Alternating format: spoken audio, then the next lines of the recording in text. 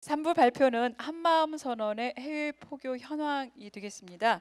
발표를 맡아주실 해 교수님께서는 한마음 선언 독일 지원에 계시고요. 베를린 대학 비교 종교학과에서 박사 본대학교. 베를린하고 본이 헷갈렸습니다. 죄송합니다. 예, 본대학교에서 비교 종교학을 공부하시고 이제 박사 논문 쓴 내용 중에 이제 일부 해외 포교 관련한 내용을 오늘 발표를 해주실 겁니다. 그리고 오늘 토론을 맡아주실 한스욕 예플레 교수님께서는 이제는 베를린 대학입니다. 베를린 대학 의과대학 교수님이시고 독일 지원의 신도희 회장님을 오랫동안 맡아주셔서 언제나 함께해 주시는 이제 분이십니다. 두 분 박수로 환영해 주시기 바랍니다. 네, 그럼 먼저 발표 듣도록 하겠습니다. 네, 안녕하십니까. 저는 한마음 선언 독일 지원에서 소임을 살고 있는 해유입니다. 오늘 발표할 기회를 주셔서 감사합니다. 그리고 모든 대중 스님들의 응원에 힘입어 아까도 말씀드렸다시피 작년 독일 본대학교 비교 종교학에서 박사학위 논문이 무사히 잘 통과하였습니다. 이 또한 감사드립니다. 네, 오늘 발표할 내용은 박사학위 논문 중에 서양 내 한국 불교 대행선사 사상을 중심으로 해외 지원 부분을 발췌한 부분입니다. 먼저 논문만 잠깐 보게 되면 지금 이게 제가 총 8장으로 구성되어 있습니다. 첫 번째는 서론 부분은 왜 이 논문을 쓰게 되었는가. 사실 유럽에서는 한국 불교가 거의 알려지지 않았습니다. 특히 책구로도 단행본으로도 거의 나타나지 않고 불교 개론서에도 한국 불교는 거의 나타나지 않고 일본 불교 안에 잠깐 원효 스님만 등장하는 정도로만 나타날 정도로 한국 불교는 알려지지 않았습니다. 그래서 그 한국 불교를 다루면서 현대 한국 불교는 어떤 것인가에 그 근원을 이제 서론을 다루어서 첫 번째 한국 불교사, 한국 불교 사상을 다루고 그 다음 이제 현대에서 대행선사의 가르침과 수행법 그리고 그 대행선사의 가르침을 어떻게 구체적으로 실현하는가 한마음 선언을 다루었습니다.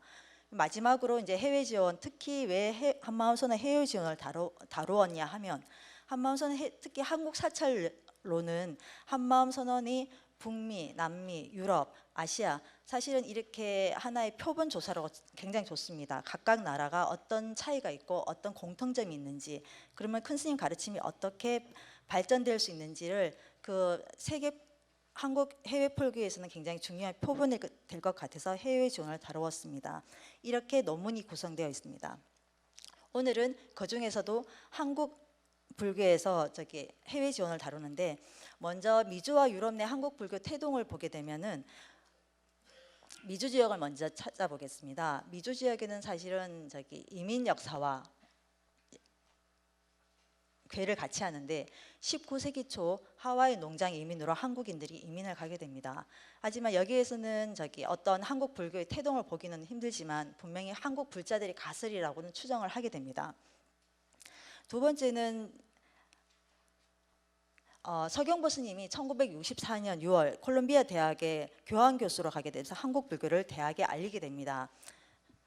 하지만 1970년대까지는 한국 사찰이 미주 지역에 전혀 건립되지 않아서 한국 불자들은 중국 절이나 아니면은 일본 절 아니면은 사회적이나 경제적 이유로 거의 기독교로 개종하게 됩니다. 홍보법원은 숭원 스님이 1972년에 건립했는데 미국 내 현존하는 최초의 한국 사찰로 기록됩니다. 숭산 스님은 한국인뿐만 아니라 그리고 미국 현지인의 포교에 대해서 더 집중하기 위해서 홍보원에 본원을 두고 세계 포교에 관심을 가졌습니다.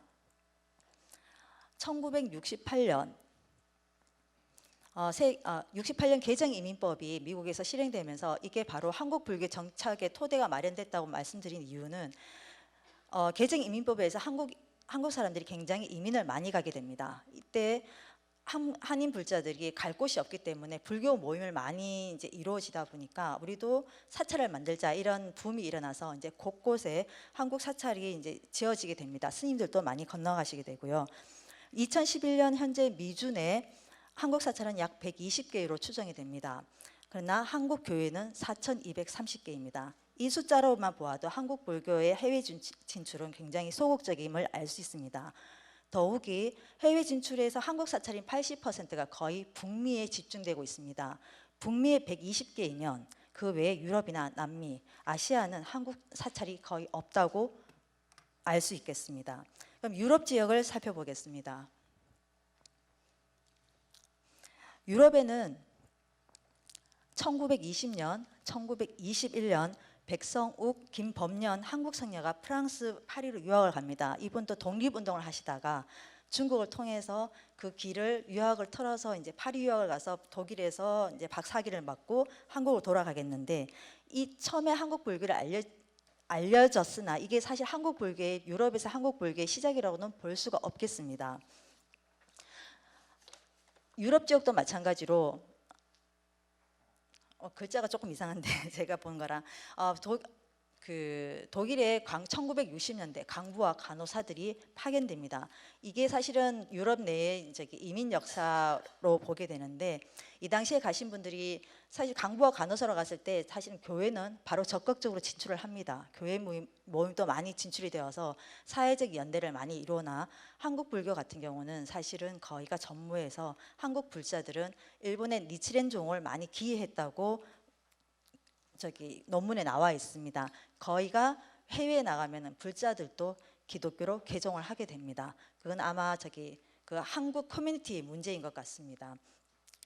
이 부분에 대해서 1990년도 유럽에서도 이제 한국 사찰이 건립이 되는데 그 대표적인 종이 관음선종, 숭산 스님의 관음섬종입니다.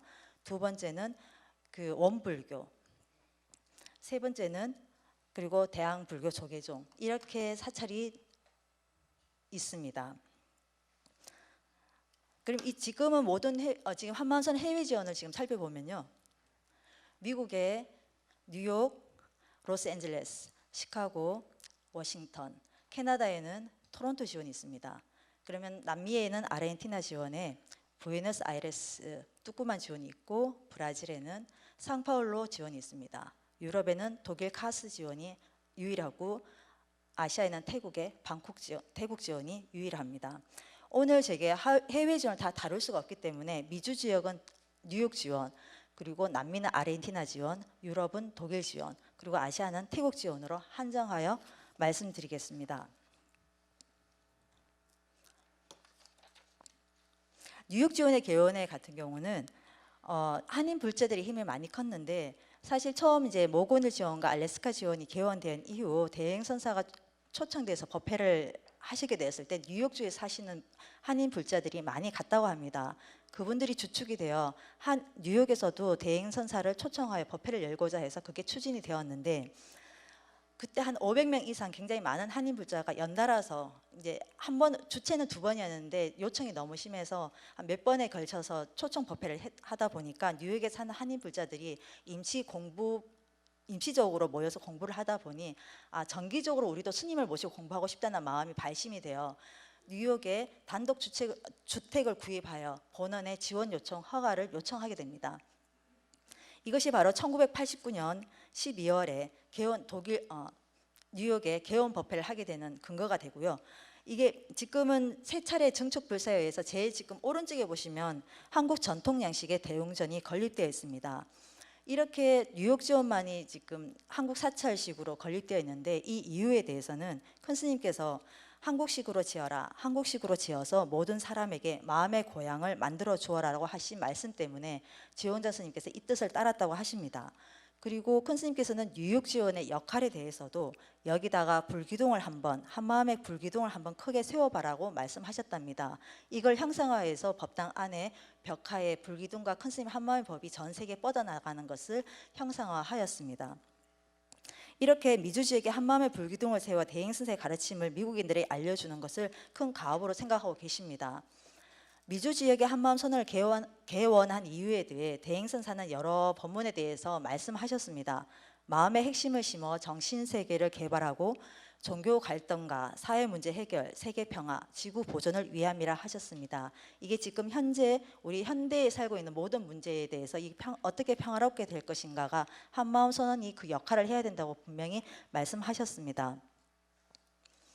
독일 지원의 개원은 독일인들의 열망과 본원의 재정 지원으로 적극적으로 추진되었습니다. 독일 지원 개원 주역인 전 유엔 국제 원자력 연구소 부소장이며 하노버 대학 물리학 교수인 글루버레히트 박사는 대행선사의 뜻을 받들어 타향에 있는 한국인을 위한 종교단체가 아닌, 여기가 중요합니다. 한국인이란 종교단체가 아닌 유럽인들에게 대행선사의 가르침을 가르치기 위한 불교의 세계화에 중점을 두었습니다.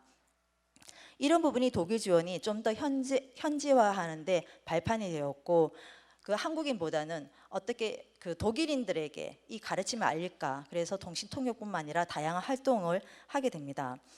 대행선사는 해외 지원을 통해서 교세 확장이 아닌 한마음 사상을 통하여 보이는 세계와 보이지 않는 세계 융화를 도모하여 지구를 보존하는 뜻이 해외 지원 설립의 뜻이라 하셨습니다. 이렇게 해서 독일 지원의 역할에 대해서도 물질계만 알고 자기 근본을 모르면 지구는 순간에 사라져 버리기에 독일 지원이 앞으로 유럽을 다 덮고 지구를 구할 역할을 하게 된다. 보이는 신도 몇 사람을 위한 단순히 목탄만 치는 절이 아니라 앞으로 독일 지원에 그런 역할이 있을 것이다라고 분명히 말씀하셨습니다. 아르헨티나 지원의 경우도 외국인들에게 대행선사 사상을 가르쳐 마음의 핵심을 알려줌으로써 세계 평화를 위한 기틀을 다지는 것이 지원 설립의 목적이라 밝히셨습니다. 특히 아르헨티나 부에노스아이레스 지원 같은 경우는 한국절로 정식으로 등록되어 있는데, 이렇게 한국절로 정식으로 등록한 단체로는 한마음 선언이 유일합니다. 그래서 부에노스아이레스 지원 아래 뚜꾸만 지원이 지원으로 되어 있고, 브라질의 상폴로 지원도 그 지원으로 등록되어서 종교 활동이 가능하게 되어 있습니다.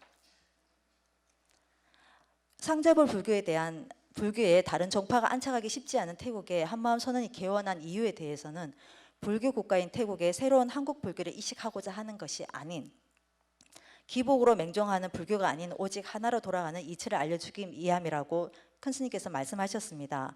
현재 태국에는 태국법에는 종교 자유가 명시되어 있기 때문에 기독교, 천주교 등 공식적으로 활동할 수 있습니다.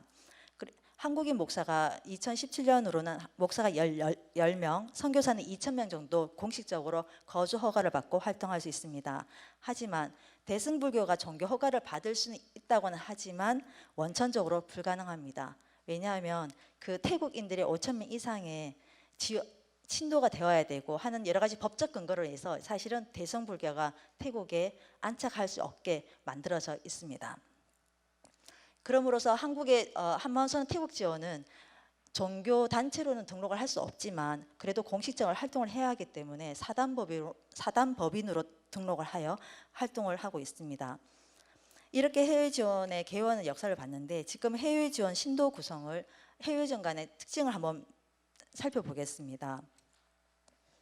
해외 지원 신도 구성은 한인 구성, 한인이나 현지인 구성, 현지인 중심 구성으로 세 분류로 나누어질 수가 있는데, 대부분의 미주 지역과 태국 지원은 신도가 대부분 한국인입니다. 아르헨티나 부에노스아이레스 지원과 독일 지원은 한국인과 현지인이 반반 정도로 구성되어 있고, 뚜꾸만 지원 같은 경우는 거의가 아르헨티나인입니다. 왜냐하면 뚜꾸만 지원에는 한국인 가정이 지금 총 2가족입니다. 사실은 한국인이 없습니다. 그렇기 때문에 아르헨티나인들이 신도가 될 수밖에 없는 구조가 되어 있습니다. 아르헨티나 지원과 독일 지원의 법회는 현지인 중심의 법회로 스페인어 또는 독일어로 동시통역을 하게 됩니다. 거의 사실 동시통역이지만 한국인들이 거의 동시통역을 듣게 되는 거고, 법회는 스페인어나 독일어로 진행이 되고 있는 게 가장 큰 특징입니다. 그리고 각 해외 지원의 예불과 행사, 법회는 안양 본원과 크게 다르지 않습니다. 여기 큰 거는 같이 돌아가지만 지역 특징에 따라서 예불 시간이나 아니면은 중요 행사일은 탄력적으로 운영하고 있습니다. 한마음선언 해외 지원의 신도 경향을 보면, 지금 여기서 말씀드리는 신도 경향은 현지인을 말씀드리겠습니다. 선언에 다니기 전에 이미 불교를 알고 있거나 아시아에 관심이 많거나 또는 다른 사찰을 이미 다녀서 참선 경험을 많이 가지고 있습니다. 독일 지원과 아르헨티나 지원 신도들은 한국 문화의 이질성보다 대행선사의 사상의 보편성에 관심을 가지며 생활선을 통해 삶의 방향성과 삶이 긍정적으로 변했음을 경험하였습니다. 이러한 주인공 간법의 경험과 대행선사의 가르침이 선원을 계속 다니게 되는 동력이 됩니다. 이 부분이 사실은 굉장히 중요한데 각각 약간 지원마다 행사나 예불 이런 그리고 문화적인 특징 어떻게 신도의 구성은 차이가 있지만 제일 중요한 것은 인종을 초월한 대행선사의 가르침이 그 밑바탕에 있습니다. 현재 미국 지원은 한국인 이민 1세대와 2세대가 주 신도로 참가하고 있어 아까도 말씀드렸다시피 한국인이 주 신도로 되어 있다고 말씀드렸습니다. 하지만 왜 지금 미국 지원이 고민을 하고 있느냐면 현지인 포기와 이민 3세대 포기에 더 관심을 기울이고 있습니다. 이민 3세대의 경우 같은 경우는 한국어보다 영어가 모국어가 됩니다. 그렇기 때문에 한국어로 법회가 이루어지면 사실은 알아듣기가 힘들어합니다. 그래서 영어 법회가 이루어져야 한다는 점에는 미국에 계시는 모든 지원장 스님들이 공감을 하고 그 부분에 대해서 생각을 하고 계십니다. 미국 지원 대부분은 미국인 포교보다 신도 구성이 아까도 말씀드렸지 한인 위주였지만 사실은 미국 사회에는 미국인들이 불교에 관심을 굉장히 많이 가지고 있습니다. 이거에 대해서는 대법회 스님들도 아시겠지만 미주 지역에 대법회를 꽤 많이 하셨습니다. 대법회를 했을 때 미국인들이 굉장히 많이 참가를 했는데 이 부분을 보면은 불교에 관심이 많아서 현지인 포교가 굉장히 가능성이 높다는 것을 알 수 있겠습니다. 특히 미국 사회는 이민 사회로 이루어졌기 때문에 다양한 종교가 존재하며 그리고 굉장히 열린 자세로 다른 종교에 대해서 문을 열고 있습니다. 이 부분은 굉장히 현지 포교 가능성 높여서 좋은 장점이 되는데 근데 문제는 아직 선언 자체가 공간이나 언어적인 문제 등으로 현실적으로 아직 준비가 되지 않았습니다. 이런 부분은 서로가 고민해 보아야 할 부분인 것 같습니다. 그럼 각 지원의 현지인 포교를 위해서 어떤 노력을 기울이는지 지금 살펴보겠습니다. 뉴욕 지원도 새 법당 건립 이후 외국인 법회를 준비하고 있다고 하십니다. 시카고 지원도 대행 선사께서 외국인 법당을 지어 현지인 포교에 관심을 가지라 하여 지금 새 불사터 법당뿐 아니라 누구나 쉽게 접근할 수 있는 선센터를 계획하고 있습니다. 생활선을 추구하는 대행 선사의 가르침을 종교의 틀이 아닌 쉽게 접할 수 있게 이게 법당과 선방의 이중 구조로 계획하고 있습니다. 해외 지원에 대해 대행 선사는 사찰로서의 역할뿐 아니라 뉴욕 지원은 가공과 같은 부속 기구를 독일은 마음강 등을 두어 종교의 의미보다 심성과학을 통한 현실에 적합한 다양한 역할을 수행하여야 한다고 하셨습니다. 대행선사는 독일 불사에 대해 법문 중 세계적으로 눈뜨고 귀 열린 사람들이 와서 마음을 연구하는 마음강당을 지어라라고 말씀하셔서 이 마음강당에 대한 중요성을 언급하셨습니다. 이거는 정신세계를 탐구하는 많은 세계 사람들이 오고 가고 많은 스님들이 훈련하는 역할을 해야 한다고 스님이 말씀하셨는데 이거는 서양 사회의 그 근본적인 어떻게 서양에 접근해야 되는지를 알려주신 것 같습니다. 왜냐하면 종교로만 접근하게 되면은 서양 사람들은 많이 거부감을 가지지만 이렇게 정신세계의 다각도로 접근하게 되면은 그 자체로 큰 스님의 진리를 알게 되는 방편이 되기 때문에 이렇게 두 가지 방안을 주신 것은 굉장히 획기적인 가르침인 것 같습니다. 이건 불교 전파의 단순히 불교 전파가 아니라 종교를 초월한 진리를 탐구하는 그 연구가 되어야 된다기 때문에 미주 지역은 뉴욕과 시카고 다른 지원도 사실은 다 비슷한 말씀을 다 해주셨습니다. 그런데 그런 연구를 지금 저희가 앞으로는 해야 되지 않을까라고 생각이 듭니다. 그럼 지역사회에서는 어떻게 참여를 하는가 보면 독일 지원을 예를 들겠습니다. 독일 지원은 적극적으로 지역사회에 참여를 하는데 그 정기적으로도 종교 간 교류, 목사님과 신부님 등 서로가 종교를 초월하여 모임을 가져서 어떻게 우리가 그 진리를 다가가는지에 열린 자세로 같은 그 회의를 매년 같이 하게 되고 지금은 한 10년 동안 국제문화원과 같이 도서 박람회에 참가해서 한국 불교의 책자를 계속 번역 출판을 해서 한국 불교를 알리는데 중점을 두었습니다. 또한 지역사회에서 여러 가지 불교를 알고자 하는 학생들이나 아니면 어른들에게 문을 열어서 그 불교의 참뜻과 그리고 여러 가지 큰 스님의 가르침을 알려주어서 사람들이 생활 속에서 어떻게 불교를 실천할 수 있는지 종교를 초월해서 그 부분을 알려주고 있습니다. 또한 대행선사 가르침을 기반으로 한 학문, 교육 부분을 촉진하기 위해서 재단을 설립하였고요. 특히 아르헨티나 지원 같은 경우는 적극적 포교 활동을 취하는 대신 기본 자료 확보에 중점을 두고 있습니다. 즉 대행선사 법문을 스페인어로 번역하는 데 중점을 두고 있습니다. 이 번역의 중요성이 굉장히 중요한데 아르헨티나 지원은 인재불사를 위해서 10년 넘게 한인 2세에게 투자하여 스님과 번역팀을 구성하여 대행선사 법문을 번역하고 있습니다. 독일 지원과 부에노스아이레스 지원이 자체 번역부를 운영하고 있습니다. 이런 부분은 앞으로 이런 기본 자료가 되어야지만 독일인이나 미국인, 아르헨티나, 스페인 사람이 왔을 때는 그 큰 스님 법문이 책으로 먼저 보여져서 다가갈 수 있게 하는 굉장히 좋은 재료가 됩니다. 많은 사람들이 사찰에 오기보다는 책으로 통해서 사실은 큰 스님 법문을 받아들이는 게 서양에서는 좀 더 접근하기가 좋습니다. 태국은 상자불교 신봉자가 높게 한마음 선언 현지 포교인은 태국인 대상보다는 태국에 있는 외국인을 대상으로 합니다. 태국은 사실 외국인들이 아시아 문화권이기 때문에 불교에 굉장히 호의적이고 그리고 특히 선에 관심을 많이 갖습니다. 이런 부분이 사실은 언어 문제만 해결된다면은 그 태국 내에 있는 외국인들에게 포교를 하는 부분도 굉장히 희망적이라고 합니다. 사실 그 태국 지원도 이 외국인 법회를 운영하였다고 합니다. 영어로 진행을 하였고 각각의 다른 나라의 뭐 독일인, 영국인, 이탈리아 사람들, 미국 사람들이 선에 관심 있는 사람들이 많이 왔는데 문제는 통역자가 이제 한국을 가게 됨으로써 그 언어적인 문제로 이 외국인 법회가 문을 닫았다고 합니다. 이런 부분은 굉장히 안타까운 일입니다. 그리고 특히 태국 지원 같은 경우는 현지 그 정착하를 위해서 무리한 포교 방법보다는 태국에 도움을 주는 방법과 자연스럽게 한국 불교를 소개하는 방법을 취하였는데 이게 다양한 봉사활동, 기부, 장학금 지급, 한국 문화 소개, 한국 불교 소개로 태국인들에게 한국 불교가 종교가 아니라 굉장히 이렇게 친근하게 다가갈 수 있게 그런 활동을 많이 하고 있습니다.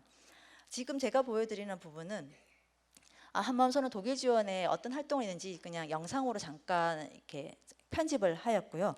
이 부분에 사실은 그러니까 번역이나 독일 대법회 그리고 그 당시만 해도 독일인들이 1회 대법회 때는 3,000명, 2회 대법회는 5,000명이 참가한 걸로 봐서는 유럽인들에게도 굉장히 그 불교에 대한 관심이 높아질 거라고 생각합니다. 마지막엔 지역사회 적극적 참여를 보시면은 그 평화기도회라든가 지역 내에서 어떤 같은 성직자들이 모여서 기도회를 할 때 저희가 불교의 한 축을 담당해서 참여를 하거나 종교 간 교류 그리고 뭐 수사님들과 같은 교류를 해서 이게 서로 다른 종교에서 배척하는 것이 아니라 하나로서 어떻게 진리로 다가가는지 화합되는 자세를 보여주고 있습니다.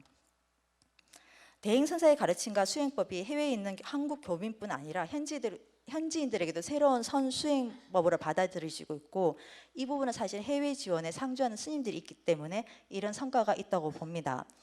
대부분의 해외 지원은 초창기는 안양 본원에 지원이 있었지만 지금은 경제적 자립을 다 이루었습니다. 경제적 자립 그리고 새로운 부지의 불사 그리고 고정된 신도가 첫 단계를 지나서 지금 안정기에 들어섰는데 하지만 한국 불교의 현지화에 대해서는 이제 지금부터 집중해야 된다고 생각이 듭니다. 특히 한마음선언의 해외 지원의 특징들을 살펴보면은 어떤 종교 전파의 미션의 개념으로 다가가는 게 아니라 한국 불교를 무조건 이곳에 정착하겠다는 것이 아니라 대행선사의 가르침을 어떻게 여기에 심을 것인가에 다가가기 때문에 굉장히 화합하는 자세를 강조합니다. 그렇기 때문에 종교의 배타성이 아니라 화합을 강조하기 때문에 기독교나 카톨릭 국가에 있는 해외 지원들은 그 기독교와 카톨릭 국가에도 굉장히 많은 교류를 하고 그게 대신 열린 자세 그리고 신도들도 기독교 신도이지만은 큰 스님 가르침을 알려줌으로써 양 종교가 양립할 수 있게 그 근본 뜻을 알려주고 있다는 것은 굉장히 고무적인 일이라고 합니다. 특히 해외 지원 같은 경우는 스님들의 언어적 능력이 굉장히 뛰어난데요. 왜냐하면 이 스님들의 의지와 언어적 능력에 따라서 현지인 포교가 어떻게 이루어지는지를 알 수 있습니다. 특히 외국 지원 같은 경우는 법회가 스님들이 현지 언어로 진행을 할 경우 현지인 참여도가 훨씬 높고, 그리고 현지 언어를 사용하는 스님들이 있을 때는 상담자로서 종교인으로 신뢰를 갖고 현지인들이 더 많이 오게 됩니다. 이 부분은 사실은 그 승려들의 언어 함량에 대해서 얼마나 중요한가, 가르침의 내용은 분명히 있지만 그것을 어떻게 나타내야 될 때는 이런 부분이 고려돼야 할 뿐인 것 같습니다. 더욱이 그 한마음 선언회 같은 경우는 스님께서 분명히 부속 기관을 둬서 사찰 역할뿐만 아니라 부속 기구로서 가원과 문화원 아니면은 그 마음강당 같은 그 학문적으로 접근하거나 정신 세계를 탐구하는 사람들이 종교 의미가 아니고 쉽게 오고 갈 수 있는 기구를 만들려고 하셨다면 이거는 스님뿐만 아니라 불교 전문의 양성이 필요한 부분인 것 같습니다. 이것은 본원과 지원에 긴밀하게 장기적 플랜으로 한번 서로가 고민해야 되는 부분이라고 생각이 듭니다.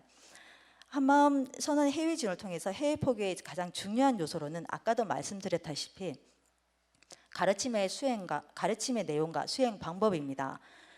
이 가르침이 근간이 되기 때문에 어떤 해외지에서는 약간의 그 변형이 일어나도 대행선사의 가르침에는 모든 아르헨티나인, 독일인, 미국인, 그리고 태국인, 그리고 한국인에게도 그 문화적인 차이가 문제가 아니라 이런 가르침에 그 끌림이 와서 수행을 하게 되는 부분은 굉장히 고무적이라고 들고요.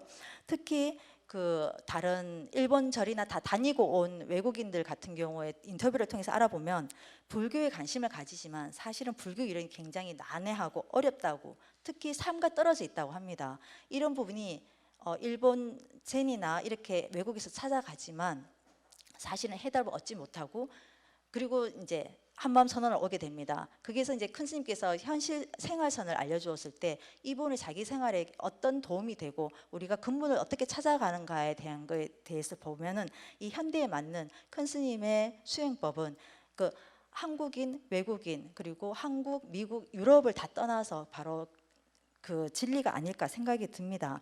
특히 아까 이제 어제도 말씀드렸고 저희가 들었고 오늘도 여러 가지 이제 관아선, 묵조선 여러 가지 말씀들을 많이 하셨는데, 이런 외국에서는 사실은 그 선 연구에 보면은 학문적으로 그 원전 연구가 많이 이루어집니다. 그리고 특히 선 분야는 연구가 사실은 적고요. 그래서 관아선이나 묵조선 이렇게 기본적으로 한국과 달리 연구는 많이 되어 있지 않습니다.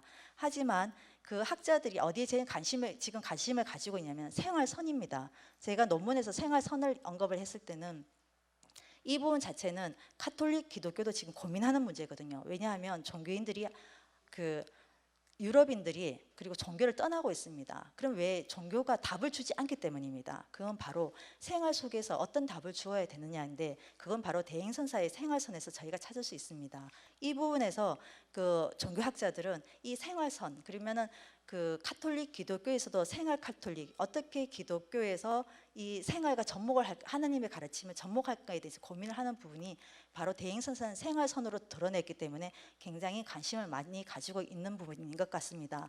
이래서 사실은 아까도 청관 스님이 말씀하셨다시피 어떤 패러다임 안에 큰 스님의 선사장을 집어넣는 것이 아니라 현대 사회에서 우리가 어떻게 생활선으로 큰 스님의 가르침으로 이 현대에 우리가 대답을 주어야 되는가, 바로 우리 제자들의 몫이라고 생각합니다. 감사합니다.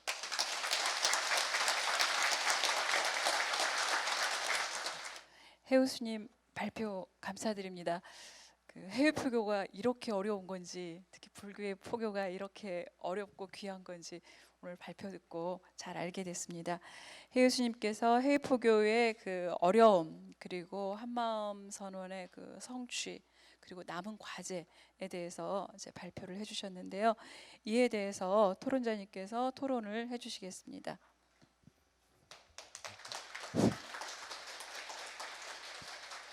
대단히 반갑습니다. 날씨도 좋습니다. 지금부터 독일어 말해서 죄송합니다.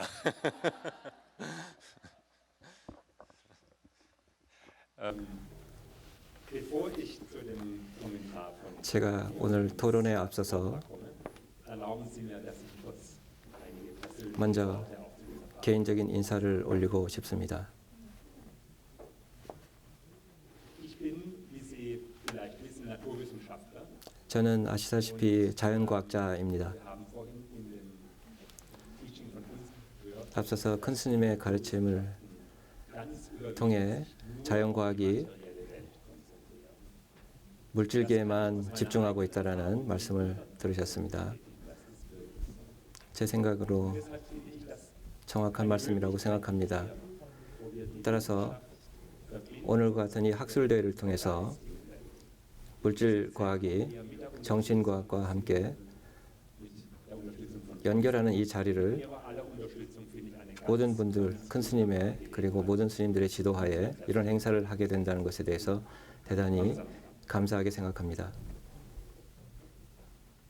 in Ihrem Vortrag, Sie haben am 해유 스님의 오늘 발표에서 Inhaltsverzeichnis der Arbeit gesehen von Bigus. 오늘 Es ist eine 박사 학위 논문의 목차를 보여주셨다시피 이 논문은 대단히 방대한 작업이었습니다. Teil und auch nur ein 오늘 소개하는 부분은 그 박사 학위 논문의 일부분에 해당합니다. bisschen aus der Sicht eines westlichen 그래서 저는 오늘 서양의 한 학자의 관점에서 begreiflich zu machen, warum viele dieser 왜 Arbeit für uns als 이 etwas sehr, sehr 박사학위 논문이 우리 서양인들에게 대단히 관심을 불러일으키는지 대해서 말씀드리고자 합니다. Arbeit, wie Herr Jussen das ganz kurz angedeutet hat, 해유 스님이 말씀하셨듯이 Buddhismus sich überhaupt in den Westen verbreitet hat. 한국 불교가 Die Welt, 서양에 전혀 포교되지 않고 있었고 알려지지 않았었습니다. chinesischen Buddhismus, auch mit dem japanischen Buddhismus beschäftigt. 기껏해야 티베트 불교 그리고 중국 불교, 일본 불교는 학술 연구가 많이 되었지만은 한국 불교는 거의 연구가 되지 않은 미지의 영역이었습니다. Eigentlich wirklich etwas ganz Neues. Das wussten wir vorher nicht. 실제로 저 자신도 이 선언을 알기 전에는 한국 불교에 대해서 거의 알지를 못했습니다.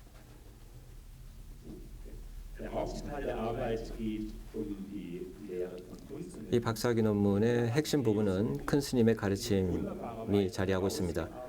해유 스님이 이 논문을 통해서 im Westen etabliert haben. 어떻게 지원들이 서양 세계에서 자리를 잡게 되었는지를 잘 묘사하고 있고 Die einzelnen Leitmotive, die Kunst in den Zentren mitgegeben hat. 그리고 큰 스님께서 어떤 점을 지원 설립하는데 강조하셨는지에 대해서 그 과제에 대해서 말씀해 주신 부분에 대해서 잘 서술하고 있습니다. Und es ist unsere Aufgabe, diesem Auftrag irgendwie gerecht zu werden. 역시 저희들의 소임이라고 생각하고 있습니다. 이 큰 스님의 가르침을 확산하는 것을 소임이라고 생각하고 있습니다. 해유 스님은 각 세계에 있는 지원들을 서로 잘 비교하고 있습니다. Zentren jeweils als ein Modell, mit dem man den Buddhismus und auch die Lehre Kunst im Ausland verbreiten kann. Das sind verschiedene Modelle. In New York ist es anders. 뉴욕을 비롯해서 카스트 독일 지원에 이르기까지 많은 지원들 그리고 아르헨티나에 있는 지원들이 각각 다른 정착 과정을 거쳤다는 것을 우리는 알 수 있었습니다. 하지만 Dieser Bemühung, die überall in diesen Ländern unternommen wird, die Lehre Kunst zu verbreiten, erkennt man auch. 우리가 각각 개별 지원에서 이렇게 서로 다른 과정을 겪었지만 실제로 노력하고 있는 하나의 공통점, 많은 차이들로 공통점은 우리가 모든 차이에도 불구하고 서로 만물 만생과 연결되어 있다는 진리에 대한 인식 확산을 위한 진지한 노력을 지원들이 하고 있다는 공통점을 발견할 수 있었다고 합니다. Ganz genauso wie hier dieses wunderbare Motto es besagt, Ujue Kunbon, Ne Hanmaumi Kunboni. 바로 여기서 우주의 근본에 대한 마음의 근본이더라고 말하는 것과 같은 그 내용을 전달하기 위한 노력을 하고 있다는 것입니다.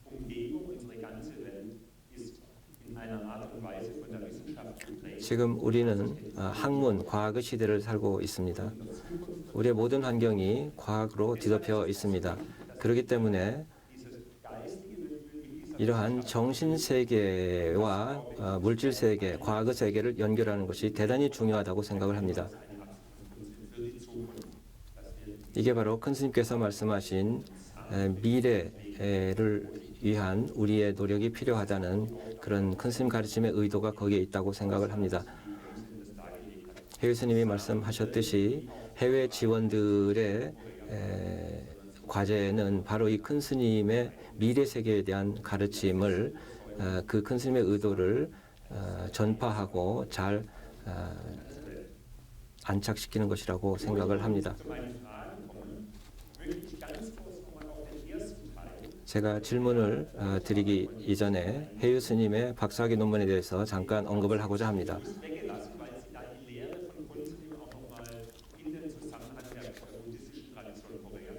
해유 스님의 박사학위 논문은 서양에서의 한국 불교 수용에 관한 연구입니다. 대행선사 법의 수용을 중심으로라는 그 제목을 가지고 있습니다. 이 논문은 두 분의 학자들에 의해서 대단히 긍정적으로 평가를 받고 있습니다. 먼저 지도교수인 후터 교수님의 평가입니다. 본 대학교의 비교종교학과 학과장이신데 이분은 독일어권 불교학계에 큰 스님의 가르침을 도입하고 알린 토대 연구적 가치가 있다라는 평가를 내렸습니다. 그리고 불교학자인 구겐모스 박사에 의하면 이분께서도 매우 긍정적으로 높이 이 논문의 가치를 평가하고 있습니다. 제가 인용을 하자면 한국 불교와 설립자에 대한 처녀 연구가 대단히 가치 있고 소중한 그리고 가감없는 설명을 통해서 훌륭한 기술 연구가 되고 있다. 가치 있는 상세 지식이 공개적으로 알려지게 됨으로써 한국 불교의 현재를 알게 하는데 탁월하게 기여하고 있다라고 평가를 했습니다.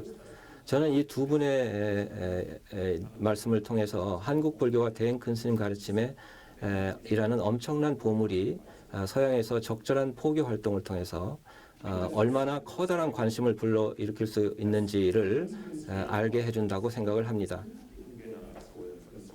제 생각에 대행 큰 스님의 가르침이 앞으로 미래 세대들에게 이 진리의 길을 찾는 미래 세대들에게 명확한 길을 제시할 거라고 저는 생각을 합니다. 해유 스님의 박사학위 논문은 대행 큰 스님의 미래지향적 특성을 잘 드러내주고 있다고 생각합니다. 해유 스님의 논문은 신도, 법회, 조직, 활동상들은 다르지만 해외에 있는 지원들이 여러 가지 외적인 이러한 차이에도 불구하고 대행 큰 스님의 가르침을 통해서 그 진리를 전파하고자 하는 노력을 기울이고 있다라는 점에서 공통점이 있다고 생각을 합니다. 물론 저는 한마음선언 회장으로서 조길지원 회장으로서 제 경험을 말씀드리자면 문화적인 차이 그리고 언어적인 문제가 사실상 이 공부를 하는데 장애일 수는 있습니다. 하지만 그럼에도 이런 장애임에도 불구하고 모든 물줄기가 그리고 시냇물, 강물이 언젠가는 바다로 이렇게 다 이르게 되듯이 우리가 큰 스님의 가르침을 따른다면 즉 진리로의 이 길을 따른다면 국적이나 언어와 인종 출신에 상관없이 우리가 큰 스님의 진리의 길을 갈 수 있을 것이라고 생각을 합니다.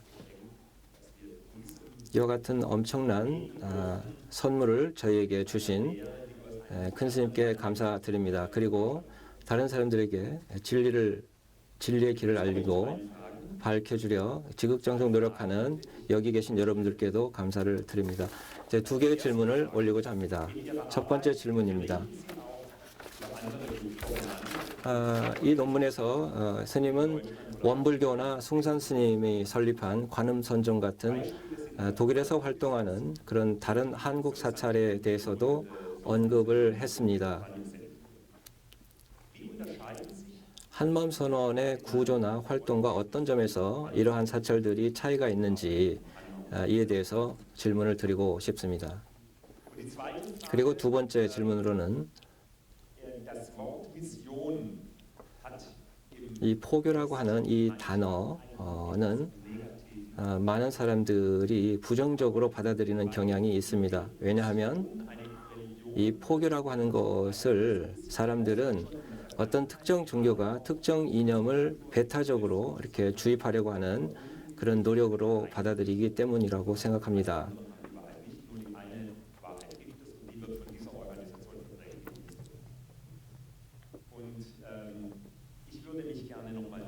따라서 스님께서는 큰 스님 법문의 포교 활동이 어떤 목적과 견해를 바탕으로 하고 있는지, 다른 종교의 경우와 어떤 차이가 있는지를 말씀해 주시면 고맙겠습니다. 드립니다. 네, 한수혁 박사의 그 토론문을 잘 들어보았습니다. 처음에 질문 같은 경우는 지금 간음 선종과 원불교의 어떤 차이를 말씀드리겠는데, 지금 뒤에 사진을 보시면은 간음 선종에는 숭산 스님이 미국에서 새로운 종파로 만드신 것입니다.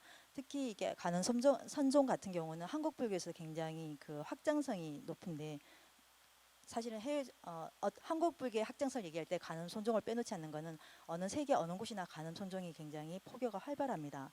근데 그 이면을 보게 되면은 숭산 스님의 그 간음 선종 안에서는 스님들이 출가가 아니라 제가자들에게 인가를 줍니다. 그리고 제가자들에게 마스터 과정을 주어서 그분들이 장상과 가사를 소화하고 그 선사 역할을 하게 됩니다. 이런 부분이 제가자의 역할을 굉장히 집중적으로 그 활동을 주었는데, 이 부분은 사실 일본 불교가 미국에 성공한 사례입니다. 일본 불교가 미국에서도 선사가 가게 되면은 미국 사람들은 제가자들이 뭔가를 하기를 원합니다. 하지만 이렇게 종속된 관계를 싫어하는데, 제가자들에게 공부를 해서 그 수행 방법을 알려주어서 그분들이 그 선사 역할을 하게 되면은 그 확장성이 굉장히 넓어지는데, 이 관음선종이 그 역할을 하게 됩니다. 그리고 내용적으로는 사실은 그 숭산 스님은 관한선언이라든가 공안이라든가 그리고 문답법 이런 것을 많이 이제 하게 되지만, 이게 형식적으로 보게 되면은 이렇게 미국 사람들에게 알맞는 수행법을 알려주었습니다. 그래서 이렇게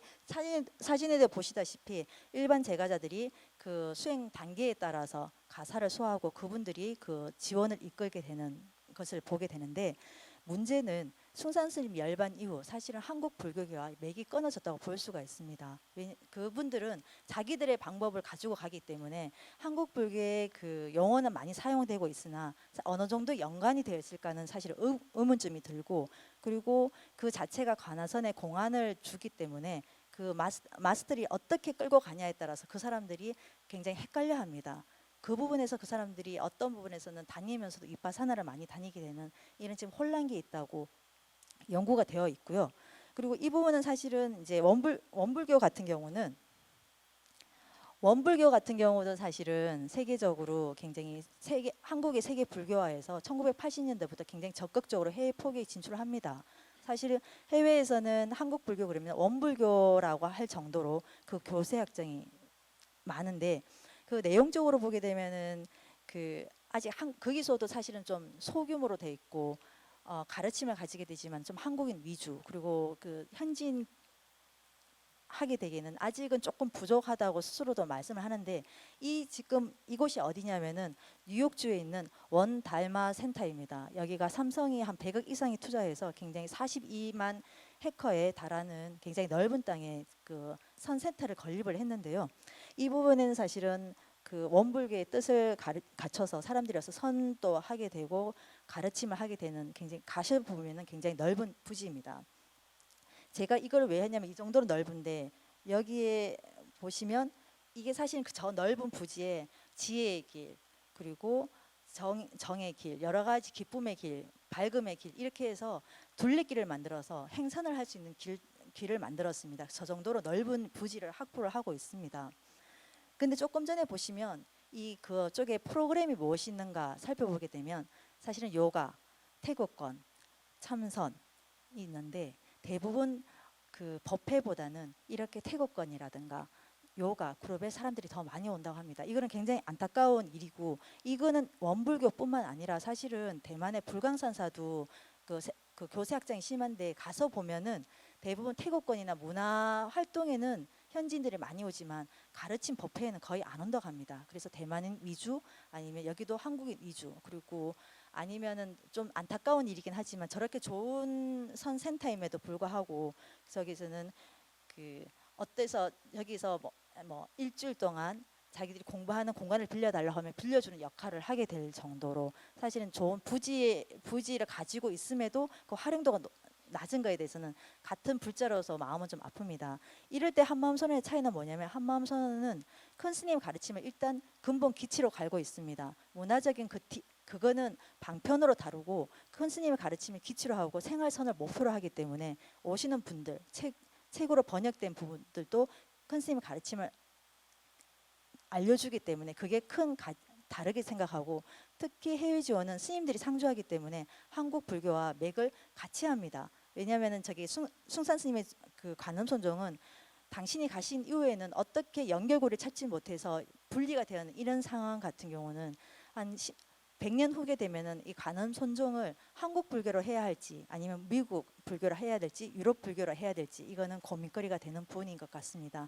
이런 게 바로 차이가 있는 것이라고 생각이 들고 두 번째 미션의 문제는 제가 아까 말씀드렸다시피 큰 스님께서는 사실은 교세 확장이 목적이 아니라고 하셨습니다. 책을 내셔도 이거는 베스트셀러가 아니라고 분명히 말씀을 하셨고요. 그런데 왜 해외 지원을 건립을 하고 사람들에게 이 뜻을 알려자고 하냐면 한국 불교 전파가 목적이 아니라 진정한 나를 알아가는 길을 알려주는 게 목적이라 분명히 하셨습니다. 이것은 바로 해외 지원에 굉장히 열린 자세가 되는데 왜냐하면 불교를 무조건 알리고 개종을 해야 된다는 주의가 아니라 기독교를 믿어도 이슬람을 믿어도 그 근본의 자리에 간다면 그거는 이 신의 이름이 그 근본 자리의 이름이 다를 뿐이지 너는 기독교를 믿어서 틀리고 나는 불교를 믿기 때문에 맞다는 게 아니라 서로가 화합되는 자세를 보여줍니다. 이것이 바로 서양에서 한마음 선언이 보여주는 자세가 해외에 있는 현지인들이 이 부분에 대해서 굉장히 자유스러움을 느껴서 선언에 오게 되는 이유가 되는 것 같습니다. 그렇기 때문에 자기가 기독교임에서도 특히 한국 불교가 아니라 큰 스님의 책을 찾아보게 되는 것은 바로 그 뜻이 아닐까 생각됩니다. 그래서 제 논문에서도 사실은 미션이란 단어는 적지 않습니다. 왜냐하면 미션이란 단어는 굉장히 위험하기 때문에 이거 불교계에서도 굉장히 제 논문 아니라 다른 데에서 쓰는 논문에서도 이 미션의 단어는 서로가 아직 토론을 하고 있고요. 그래서 저는 부처님의 가르침을 어떻게 전달하는가라고 계속 논문에서는 그 포교 방법에 들어가 있습니다. 이것이 바로 한마음선언의 대행 큰 스님의 뜻이 다른 기독교나 미션의 뜻과 다르지 않을까 생각이 듭니다. 감사합니다.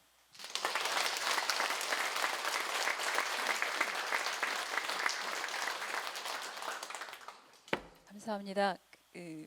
글로벌 시대의 문화적 차이에도 불구하고 이 법이 얼마나 중요한지를 다시 한번 생각을 하게 되었고 오늘 이 자리처럼 우리가 이제 큰 스님 법에 대해서 연구하고 실천한 걸 나누는 이런 것들이 또 잘 갈무리 돼서 또 함께 공유할 수 있는 그런 데 큰 도움이 될 거라고 해서 새삼 이 자리가 훨씬 귀하게 느껴집니다. 예, 다시 한번 발표해 주신 해유 스님과 또 토론해 주신 한수혁 교수님께 박수 부탁드립니다.